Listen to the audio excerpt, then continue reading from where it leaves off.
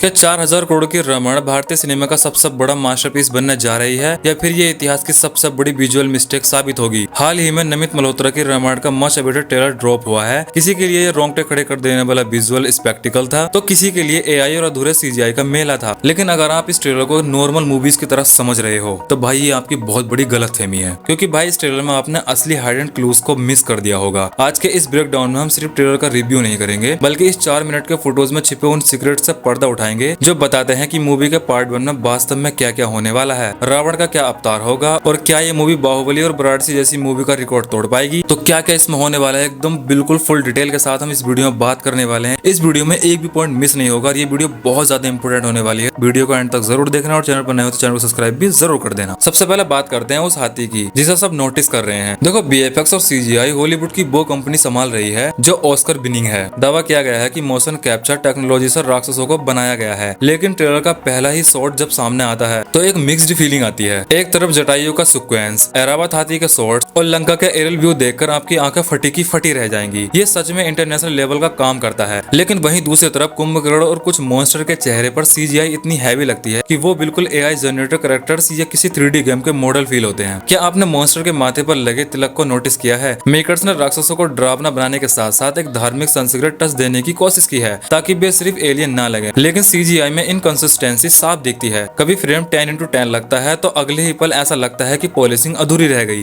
भाई यूट्यूब पर आपने बहुत सारी वीडियोस में ऐसा सुना होगा कि मेकर्स ने रावण को ज्यादा दिखाने की कोशिश की है। तो भाई इस 4 मिनट के ट्रेलर को देखकर ये तो भाई क्लियर हो गया है। इस पूरे 4 मिनट के ट्रेलर में अगर कोई स्क्रीन पर पूरी तरह छा जाता है तो वो है भाई यस। जिस तरह से रावण अकेले पूरे फॉर्मेशन को तबाह करता है, तीनों लोगों में अपने आतंक का बीज बोता है, यस की स्क्रीन प्रेजेंस में वो रो पावर दिखती है। ये कोई सिर्फ ऑरा फॉर्मिंग नहीं है, बल्कि एक ऐसा विलेन है जिसके सामने आते ही लगता है कि हाँ, हीरो को इसे हराने के लिए सब कुछ दांव पर लगाना पड़ेगा। देखो, यहाँ पर इंटरनेट 2 हिस्सों में बढ़ गया है। कुछ शॉर्ट्स में भगवान श्री राम का शांत चरित्र, मर्यादा और मानचित्र की सौम्यता बहुत सुंदर लगती है, लेकिन कुछ कास्ट में इनकंसिस्टेंसी दिखती है। इस पर आपकी क्या राय है कमेंट में जरूर बताना। अगर आपने ध्यान से देखा होगा तो ट्रेलर में एक फ्रेम आता है जहाँ आसमान पूरा लाल हो चुका है और तीरों की बौछार हो रही है। ये ग्रंथ का वही अध्याय है जहाँ भगवान श्री राम अकेले 14,000 राक्षसों का संहार करते हैं। ये सीन अगर सही से एग्जीक्यूट हुआ तो सिनेमा घरों में रोंगटे खड़े कर देगा। अब बात करते हैं इस मूवी की आत्मा की। आदि पुरुष वाली गलती से मेकर्स बच गए हैं। डायलॉग्स में मर्यादा है, लेकिन क्या वे उस शुद्ध संस्कृत और महाकाव्य वाली गूंज को पकड़ पाए? शायद पूरी तरह नहीं। एक बड़ी कमी जो महसूस होती है वो है डबिंग। जब यश या साई पल्लवी खुद हिंदी में बोलती हैं, तो कहीं ना कहीं वो डबिंग वाला आर्टिस्ट वाला इम्पैक्ट मिसिंग लगता है जो हमें बाहुबली में शरद केलकर की आवाज से मिलता था। अगर मेकर्स प्रोफेशनल डबिंग आर्टिस्ट का इस्तेमाल करते हैं तो रावण के संवादों में वो तेज और गहराई दोगुनी हो सकती थी। और रही बात वाराणसी के टीजर या ट्रेलर की तुलना की, तो वाराणसी ने अनएक्सपेक्टेड तरीके से रामायण काल, दिव्य शास्त्र और हनुमान जी की झलक दिखाकर जो गूज़बम्प दिए थे। ये ट्रेलर थोड़ा सेफ खेलता नजर आता है। यहाँ दिव्य शास्त्रों के बहुत जादुई सीन्स और रावण का मायावी रूप ट्रेलर में बहुत कम दिखाया गया है। तो अब सबसे बड़ा सवाल, रामायण पार्ट 1 में क्या क्या होगा और ये कहाँ खत्म होगी? ट्रेलर की टाइमलाइन को अगर ध्यान से जोड़ा जाए तो ये हाइडन डिटेल्स इशारा करती है। रावण का आतंक, दशरथ राजा का महल जहाँ अरुण गोवलसर इमोशन कोर संभालते दिखेंगे और श्री राम का वनवास, लक्ष्मण रेखा, सीता हरण और जटायु के साथ रावण की वो एपिक फाइट आपको देखने को मिलेगी। पार्ट 1 लंका युद्ध पर खत्म नहीं होगी। मूवी का एंड जटायु के अंतिम संस्कार और भगवान श्री राम के उस क्रोध प्रतिरोध वाले अवतार पर होगा जहाँ वे लंका पर चढ़ाई का संकल्प लेते हैं। अगर हम बहुत खुशकिस्मत रहे तो हमें श्री बजरंग बली का पहला लुक देकर पार्ट 2 के लिए थिएटर खाली करवाएंगे। तो ओवरऑल ये ट्रेलर कैसा है? ये ना तो पूरी तरह मास्टरपीस है और ना ही फ्लॉ। अगर मेकर्स ऑडियंस का ये फीडबैक जैसे सीजीआई पॉलिशिंग, कैरेक्टर स्पीड और डबिंग टोन गंभीरता से लेते हैं तो पोस्ट प्रोडक्शन में इन गलतियों को सुधारा जा सकता है, क्योंकि जब 4000 करोड़ का दाव लगा हो तो ठीक ठाक काम नहीं चलेगा। भारतीय ऑडियंस को सिर्फ बेस्ट चाहिए। आपको इस ट्रेलर में सबसे अच्छी चीज क्या लगी? कमेंट सेक्शन खुला हुआ है, कमेंट में अपनी राय जरूर देना और वीडियो पसंद आई तो वीडियो को लाइक करना बिल्कुल भी मत भूलना।